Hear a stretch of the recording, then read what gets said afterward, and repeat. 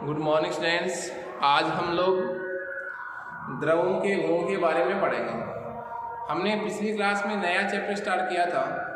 उसमें हमने किसी पदार्थ की तीनों अवस्थाओं के बारे में पढ़ा था, ठोस अवस्था, द्रव अवस्था और गैसीय अवस्था। तीनों अवस्थाओं के सामान्य गुणधर्मों को हमने पढ़ा था। हम इस बार स्पेशली क्या ले रहे हैं, द्रव अवस्था, लिक्विड स्टेट। उसके गुणधर्म तो हम पहले पढ़ चुके हैं, उसके कुछ गुणों को हम यहाँ पर पढ़ेंगे, जैसे वाष्प दाब, द्रवों का वाष्प दाब, द्रवों में पृष्ठ तनाव, द्रवों में श्यानता। इन गुणों का अपन अध्ययन करेंगे। तो देखिए, हमारी जो आज की क्लास है, इसमें हमारा जो टॉपिक है वो रहेगा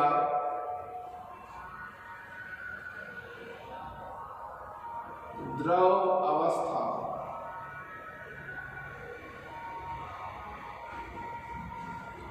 द्रव अवस्था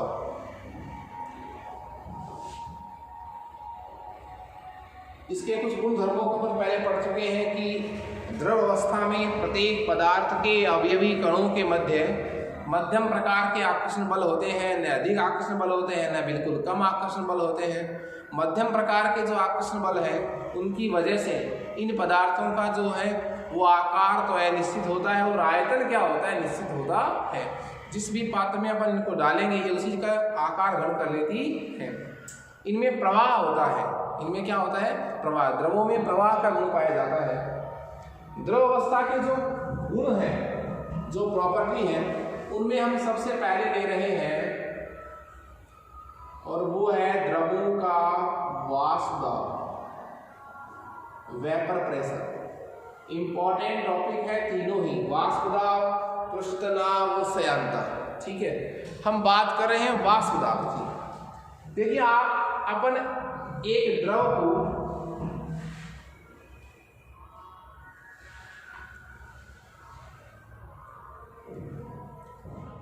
हमें किसको, द्रव को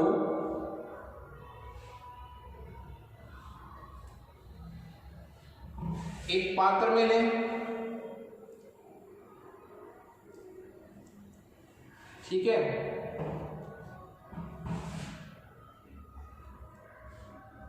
पात्र कैसा है, बंद।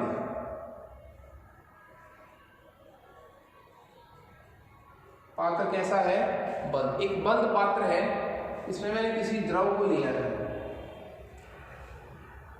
और इसको जैसे ही मैं क्या करूंगा, गर्म करूंगा, इस द्रव की क्या बनेगी, वाष्प बनेगी साहब। इस द्रव की क्या बनेगी, वाष्प बनेगी। और यह वाष्प जो है वो पात्र की दीवारों पर क्या डालेगी, दाब डालेगी, जिसको मैं वाष्प दाब कहूंगा। जब आप इसको गर्म करेंगे तो द्रव की वाष्प बनेगी। द्रव के अलावा जितना भी स्पेस है वो इस वाष्प द्वारा कवर हो जाएगा। स्टार्टिंग में तो क्या होगा, द्रव से वाष्प बनेगी साहब। आप जब इसको लंबे समय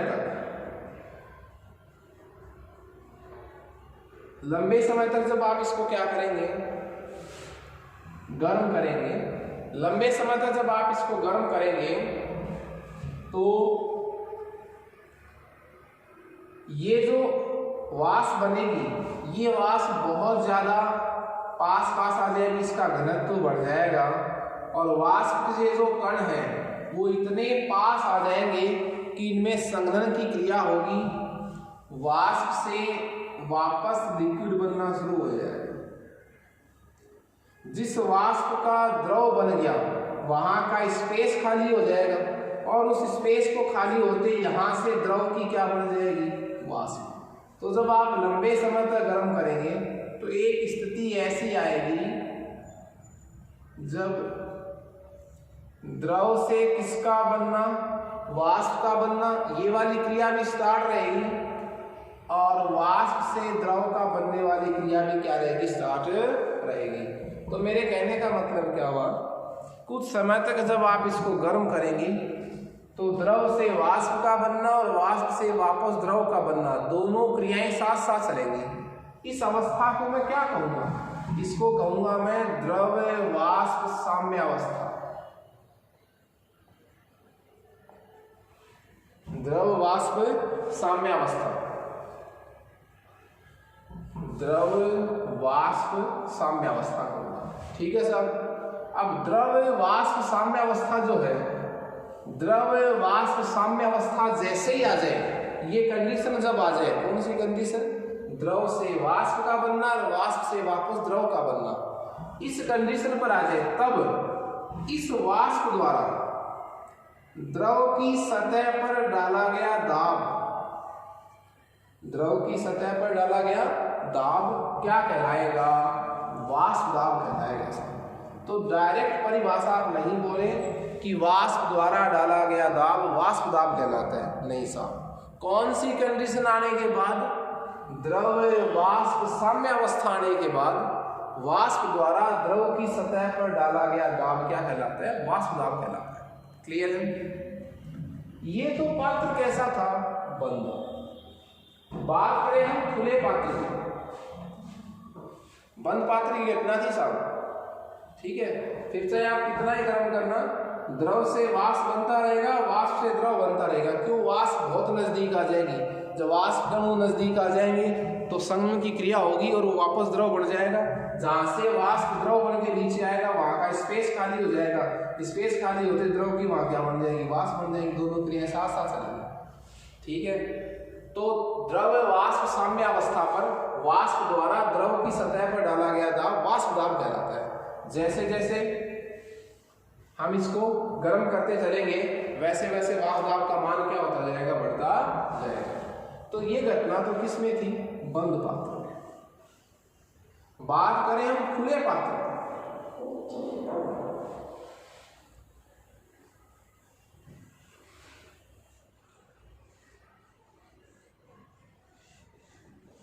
देखिए बात करें हम खुले पात्र,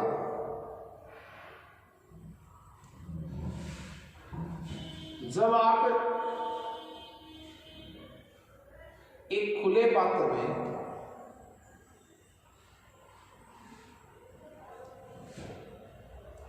ये खुला पात्र है,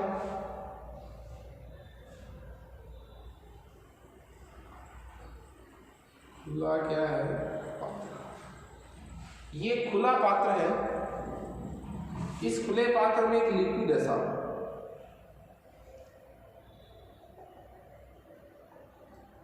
खुले पात्र में कोई क्या रखा गया है? द्रव रखा गया है। ठीक है, आप इसको गर्म कीजिए। क्या कीजिए? इसको गर्म कीजिए। आप मुझे ये बताएं, यह द्रव को कितना गर्म करें कि यह वाष्प में बदलने लग जाएगा, उबलने लग जाएगा। मैं ये भी कह सकता हूं कब जाकर ये द्रव जो है वो वाष्प में बदलेगा, या क्या कहूं कब जाकर ये द्रव उबलने लगेगा। तो इसके लिए देखिए आप, इसको मैं ऐसे भी कह सकता हूं कि देखिए बाहर जो वायुमंडल का दाब है उसको क्या कहूंगा? बाह्य दाब। और प्रत्येक द्रव का वाष्प दाब होता है, द्रव का जो दाब है उसको क्या कहूंगा मैं? वाष्प दाब। दो दाब हुए, बाह्य दाब और वाष्प दाब। वाष्प दाब किसका है? इस द्रव का।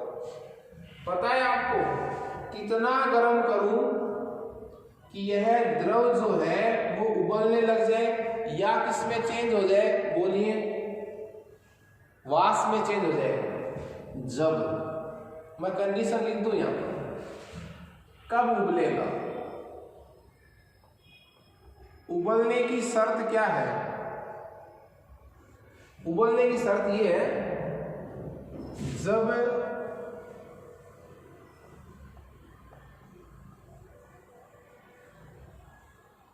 द्रव का क्या? वाष्प दाब। जब द्रव का क्या? वाष्प दाब बराबर हो जाए वायुमंडलीय दाब, मतलब भारी दाब के। जब द्रव का वाष्प दाब बाह्य दाब के क्या हो जाएगा? बराबर, तो वह द्रव क्या करने लग जाएगा? उबलने लग जाएगा। शर्त मैंने आपको बता दी है। कि जब द्रव का वाष्प दाब उसके बाह्य दाब के बराबर हो जाएगा तो द्रव उबलना शुरू हो जाएगा, उसकी वाष्प बननी शुरू हो जाएगी। मतलब उस टेम्परेचर को मैं क्या कहूँगा, क्वथनांक कहूँगा। उस टेम्परेचर को मैं क्या कहूँगा, क्वथनांक कहूँगा। तो देखिए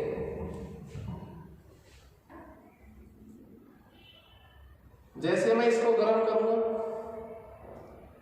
इस द्रव की वाष्प बनेगी। जब इसका वाष्प दाब बाह्य दाब के बराबर हो जाएगा, ये वाष्प बनना शुरू हो जाएगा। इसीलिए आपको पता है एक बहुत अच्छा प्रश्न आता है, क्या ऊंचाई वाले स्थानों पर,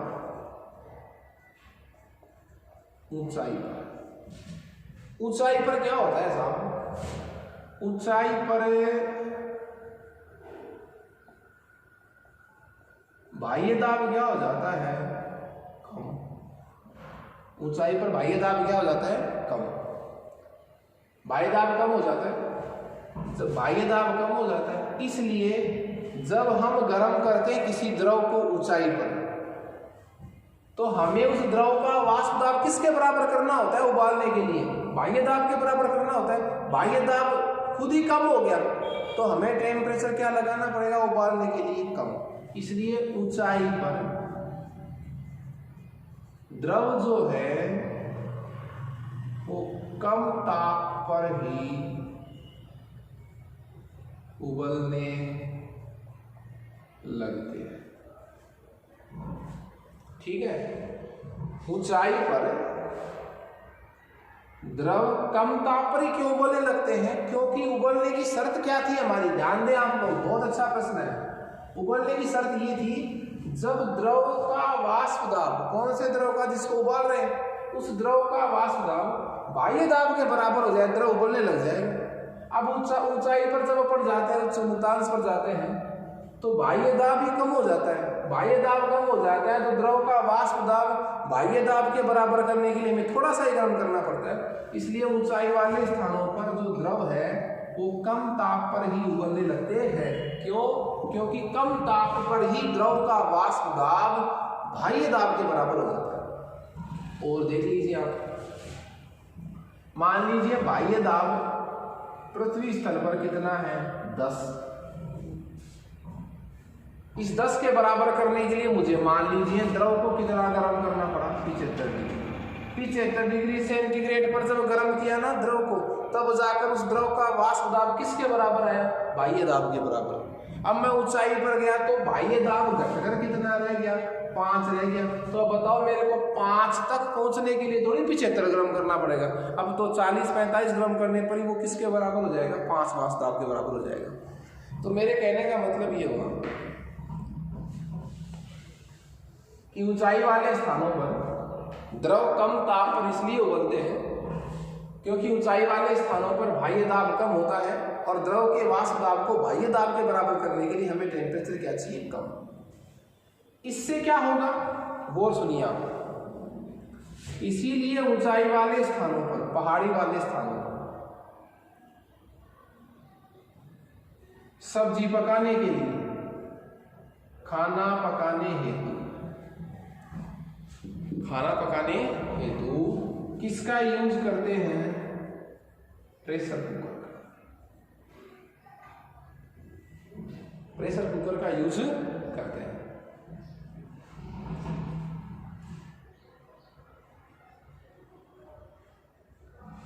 खाना बनाने हेतु प्रेशर कुकर का यूज क्यों करते हैं, देखो क्यों। क्योंकि देखो आप जब सब्जी पकाओगे ना, आप जब क्या पकाओगे, सब्जी पकाओगे, सब्जी के लिए उसमें आपको क्या डालना पड़ेगा, प्लस पानी। सब्जी कौन पकाएगा, गर्म पानी। सब्जी को पकाने का काम कौन करेगा, गर्म पानी। यदि पानी अच्छा गर्म होगा तो सब्जी जल्दी पकेगी। अब आपको पता है ऊंचाई वाले स्थानों पर पानी बहुत जल्दी उबलने लग जाता है, सब्जी पकती नहीं। क्यों नहीं पकती है, क्योंकि ऊंचाई वाले स्थानों पर पानी का जो वाष्प दाब है वो कम ताप पर ही बाह्य दाब के बराबर हो जाता है। तो पानी तो उबलने लग जाता है, उबलने का मतलब पानी की तो भाप बननी शुरू हो जाती है, सब्जी पकती नहीं है। क्यों, उतना टेम्परेचर नहीं मिल पाता जितना सब्जी को मिलना चाहिए। इसलिए खाना पकाने के लिए ऊंचाई वाले स्थानों पर किसका यूज करते हैं? Pressure cooker. ठीक है, तो क्योंकि पानी जो है वो स्थल की अपेक्षा ऊंचाई वाले स्थान पर जल्दी वाष्प में बनना शुरू कर देता है, तो जल बनकर उबलने लगता है, मतलब वो उड़ जाता है जल, तो सब्जी पकती नहीं है तब तक, इसलिए प्रेशर कुकर का यूज करते हैं। क्लियर है? चिकित्सालयों में जो हॉस्पिटल होते हैं, हॉस्पिटल में जो शल्य क्रिया करते हैं, शल्य क्रिया में जो उपकरण यूज होते हैं उनको रोगाणु रहित करने के लिए ऑटोक्लेव नाम का एक उपकरण यूज करते हैं साहब।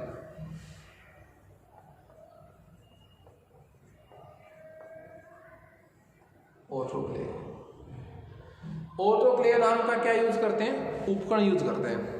इसके लिए क्या करते हैं? ऑटोक्लेव के मुंह पर दाब बढ़ा देते हैं। क्या बढ़ा देते हैं? दाब। तो बाह्य दाब बढ़ा दिया, बाह्य दाब बढ़ा दिया तो उस दाब के बराबर हमें उस पानी का भी वाष्प दाब बढ़ाना है, तो हमें बहुत तेज गर्म करना पड़ेगा, तो अंदर के जो कीटाणु वगैरह मर जाते हैं और पानी जो है वो वाष्प बनकर क्या आ जाता है? बाहर आ जाता है। तो ऑटोक्लेव के मुंह पर हम दाब बढ़ा देते हैं, मतलब बाह्य दाब बढ़ा देते हैं, तो उससे क्या होगा? जो क्वथनांक है जल का वो भी बढ़ जाएगा, इसलिए जल बाहर नहीं आएगा, बहुत देरी से गर्म होगा, और जब गर्म होगा तो कीटाणु रहित करके बाहर आएगा। तो ऑटोक्लेव के मुंह पर हम दाब बढ़ाकर, मतलब बाह्य दाब बढ़ाकर रोगाणु रहित कर रहे हैं, जबकि ऊंचाई वाले स्थानों पर पानी जल्दी उबल रहा है, इसलिए क्या करते हैं? प्रेशर कुकर का यूज करते हैं। हाँ जी, देखिए, तो ऊंचाई वाले स्थानों पर जल का क्वथनांक कम हो जाता है, जल जल्दी उबलने लग जाता है, सब्जी पकती नहीं है, जबकि ऑटोक्लेव के मुख पर दाब बढ़ाकर हम जल का क्वथनांक बढ़ा देते हैं। जल जो 100 डिग्री पर भाप बनाता है वो 100 से अधिक पर भाप बनाएगा। ठीक है, तो दोनों ही जगहों में हम किसकी क्वथनांक वाली शब्द को यूज करते हैं। अब क्वथनांक भी दो प्रकार के होते हैं साहब। क्वथनांक भी क्या होते हैं? दो प्रकार के। एक तो होता है सामान्य क्वथनांक और एक होता है मानक क्वथनांक।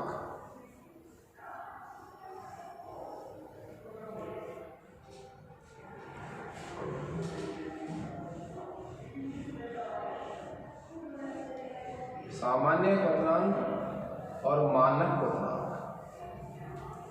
देखिए परिभाषाओं में आप अंतर समझ जाएंगे। परिभाषाओं में अंतर क्या होगा?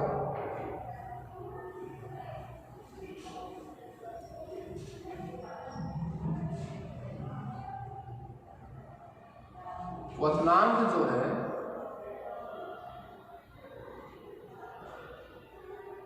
वो दो प्रकार का, एक तो हो जाएगा सामान्य क्वथनांक,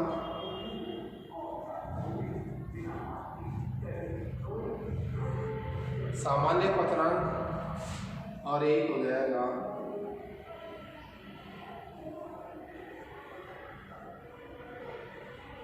मानक क्वथनांक। सामान्य क्वथनांक और मानक क्वथनांक। क्वथनांक का मतलब क्या हुआ? वह ताप जिस पर द्रव किसमें चेंज हो जाए? वाष्प में, वो किसका कहलाएगा? बताओ आप, क्वथनांक कहलाएगा। दो प्रकार से परिभाषा दे सकते हैं। किसी द्रव का क्वथनांक वह ताप होता है जिस पर वह द्रव उबलने लग जाता है, भाप में बदलने लग जाता है, या वाष्प से बदलने लग जाता है। हम क्वथनांक की परिभाषा वाष्प ताप के शब्दों में दी तो कैसे देंगे? किसी द्रव का जो क्वथनांक है वो क्या कहलाता है? वह ताप है जिस पर उस द्रव का वाष्प दाब वायुमंडलीय दाब के, बाह्य दाब के क्या हो जाए? बराबर हो जाएगा। तो देखिए क्वथनांक दो प्रकार के, सामान्य और मानक क्वथनांक। यदि हम बाह्य दाब को एक वायुमंडलीय दाब मान के चले, एक वायुमंडलीय दाब पर, एक वायुमंडलीय दाब पर क्वथनांक को क्या कहेंगे? सामान्य क्वथनांक। और दाब की परिभाषा चेंज, एक बार दाब पर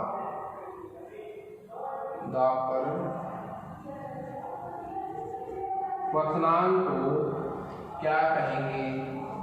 मानक क्वथनांक। सामान्य क्वथनांक का मान जो है वो कुछ क्या होता है? बड़ा। किसी पदार्थ का सामान्य क्वथनांक उसके मानक क्वथनांक से क्या होता है? बड़ा होता है। अब देखिए क्यों? क्योंकि जो एक बार दाब होता है वो थोड़ा सा कम होता है किससे? एक वायुमंडल की दाब से। तो परिभाषा अलग अलग होगी।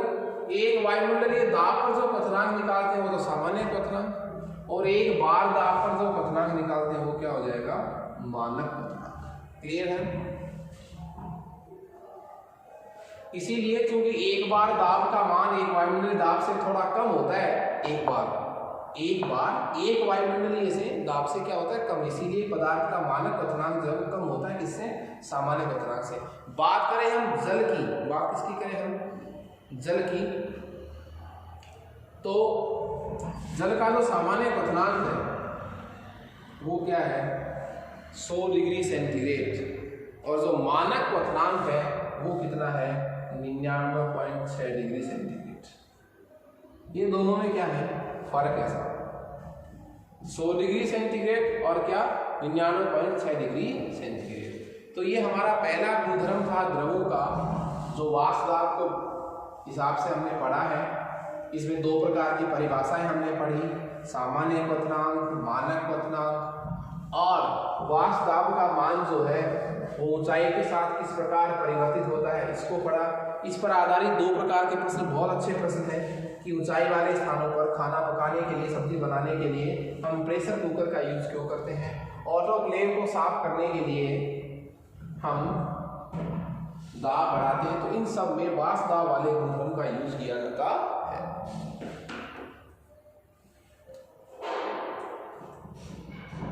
दूसरा गुणधर्म जो हमारा है द्रव अवस्था में वो है पृष्ठ तनाव, सरफेस टेंशन, पृष्ठ तनाव। देखिए जो पृष्ठ तनाव है, मैं ये कहूं कि पृष्ठ तनाव क्या है? द्रवों का वह गुण है जिसके आधार पर द्रव अपनी पृष्ठीय सतह को न्यूनतम रखने का प्रयास करते हैं। अपनी चारों ओर की सतह को क्या करते हैं? न्यूनतम रखने का प्रयास करते हैं। मरकरी की बूंद जो है वो गोलाकार होती है, बरसात की जो पानी की बूंद होती है वो गोलाकार होती है, लेकिन वो पृथ्वी तक आते आते चपटी क्यों हो जाती है? क्योंकि पृथ्वी का गुरुत्वाकर्षण बल उस पर लगता है नीचे की तरफ, इसलिए गुरुत्वाकर्षण बल लगता है, इसलिए पानी की बूंद जो है पृथ्वी तक आते आते क्या हो जाती है? चपटी। यदि गुरुत्वाकर्षण को अपन हटा दे, सपोज दैट यदि उसमें क्या हो, वो हट है ही नहीं, तो पानी की बूंद क्या होगी? गोलाकार होगी। ओके। केस नलिका में द्रव का ऊपर था नीचे उतरना भी जो है वो पृष्ठ तनाव का ही परिणाम है। पृष्ठ तनाव क्यों लगता है? पृष्ठ पर तनाव क्यों लगता है? देखिए, मान लीजिए आपके पास एक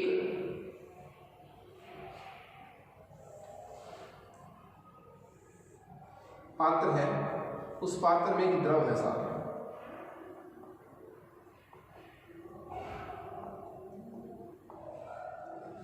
एक तो द्रव काणु जो कहाँ है? पात्र के अंदर, स्थूल सतह में, आंतरिक सतह में, और एक वो अणु है जो कहाँ है? सतह पर। इस अणु पर इसके पास वाले जो अणु है वो चारों तरफ से एक समान रूप से क्या कर रहे हैं? आकर्षण बल लगा रहे हैं। जो आंतरिक सतह में अणु बैठा है उस पर उसके पास वाले अणु एक समान रूप से उसको चारों दिशाओं में खींच रहे हैं। तो इस अणु पर तो बोलिए कैसे आकर्षण बल काम कर रहे हैं? संतुलित आकर्षण बल, संतुलित आकर्षण बल इस पर काम कर रहे हैं। लेकिन जो अणु कहाँ है? पृष्ठीय सतह पर है, उसको उसके नीचे वाले अणु जो है आकर्षित कर रहे हैं। इस अणु पर अंदर की तरफ क्या लग रहा है? आकर्षण बल लग रहा है। तो ये अणु कहाँ जाना चाहता है? नीचे की तरफ। ऐसे जितने भी पृष्ठ पर अणु हैं, जो जिनको मैं पृष्ठीय अणु कह सकता हूं, इन पर नीचे की तरफ आकर्षण बल लग रहा है। इस आकर्षण बल के कारण पृष्ठीय अणुओं पर नीचे की तरफ एक तनाव लगता है, जिसको मैं क्या कहूँगा? पृष्ठीय तनाव। और पृष्ठीय तनाव के कारण ही ये जो पृष्ठीय सतह होती है ये अंदर की ओर खींची रहती है, इसकी तरफ खींची रहती है, अंदर की ओर खींची रहती है। इसको क्या कहते हैं? पृष्ठ तनाव। सीधे शब्दों में मैं कह सकता हूं कि पृष्ठीय तनाव क्या है? पृष्ठीय तनाव के कारण पृष्ठ सतह पर स्थित प्रत्येक अणु अपनी सतह को न्यूनतम रखने का क्या करता है? प्रयास करता है। और सतह को न्यूनतम रखने का प्रयास करेगा तो आकृति क्या हो जाएगी? गोल। मान लीजिए आपके पास आकृति है, ये अणु है, इसकी जो पृष्ठीय सतह है वो सब तरफ से न्यूनतम होने का प्रयास करें, सब अंदर की तरफ खींचे, अंदर की तरफ इनमें खिंचाव महसूस हो, तो ये जो आकृति है वो कैसी आकृति गढ़ कर लेगी? गोलाकार आकृति गढ़ कर लेगी। तो पृष्ठ तनाव के कुछ मैंने उदाहरण आपको बताए हैं। मरकरी की बूंद का गोलाकार होना, बरसात की बूंद का गोलाकार होना, इस नलिका में द्रव का ऊपर तथा नीचे उतरना, ये सब किसका परिणाम है बताओ? पृष्ठ तनाव का ही परिणाम है। पृष्ठ तनाव क्यों लगता है? क्योंकि पृष्ठ पर स्थित जो अणु है उस पर अंदर की तरफ आकर्षण बल या खिंचाव बल महसूस होता है, उसको हम क्या कहते हैं? पृष्ठीय तनाव। और ऐसा क्यों होता है? क्योंकि आंतरिक सतह पर जो अणु बैठा होता है उसको उसके नीचे वाले अणु जो है वो खींचते हैं।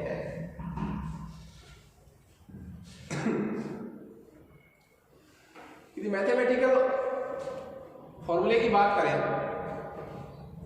तो पृष्ठ तनाव को हम गामा से रिप्रेजेंट करते हैं। किससे रिप्रेजेंट करते हैं? गामा से।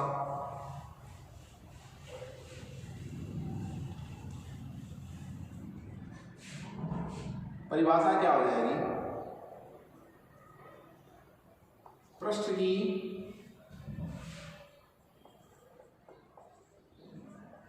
एकांक लंबाई, पृष्ठ की एकांक लंबाई, इकाई लंबाई, एकांक लंबाई पर लगने वाले बल को क्या कहते हैं? पृष्ठ तनाव कहते हैं। पृष्ठ की इकाई लंबाई पर लगने वाले बल को पृष्ठ तनाव कहते हैं। तो सूत्र क्या हो जाएगा? पृष्ठ तनाव, जिसको मैं गामा से रिप्रेजेंट करता हूं। किससे रिप्रेजेंट करता हूं? गामा प्रतीक से, बराबर बल बटा लंबाई। बल बटा क्या हो जाएगा? लंबाई हो जाएगा। बल का मात्रक क्या हो जाएगा? बल का सूत्र प्रतीक F, लंबाई को L, तो सूत्र क्या हो गया? F/L। इसके बाद करूं ऐसा ही मात्रक की, तो बल का मात्रक क्या होता है? न्यूटन। लंबाई का मात्रक मीटर, तो क्या हो गया? Newton metre inverse. इसका सूत्र और ये इसका मात्रक। ठीक है, देखिए पृष्ठ तनाव जो है, पृष्ठ तनाव जो है उसका यूज होता है कांच का अग्निचकास। कांच का अग्निचकास, पृष्ठ तनाव का यूज करके ही हम कांच के तीक्ष्ण किनारों को जो है वो क्या बनाते हैं? गोलाई का आकृति उसको देते हैं, उसको कांच का अग्निचकास कहते हैं। और पृष्ठ तनाव पर जो ताप का प्रभाव है वो क्या है? यदि आपने टेम्परेचर बढ़ाया तो जो तनाव है पृष्ठ का वो क्या हो जाएगा? कम हो जाएगा। इन दोनों बातों को अपन नेक्स्ट क्लास में डिटेल से पढ़ेंगे कि पृष्ठ तनाव की वजह से कांच का अग्निचकास कैसे करते हैं, उसके तीक्ष्ण किनारों को गोला कैसे बनाते हैं, और पृष्ठ तनाव पर ताप का क्या प्रभाव पड़ता है। Okay, thanks students.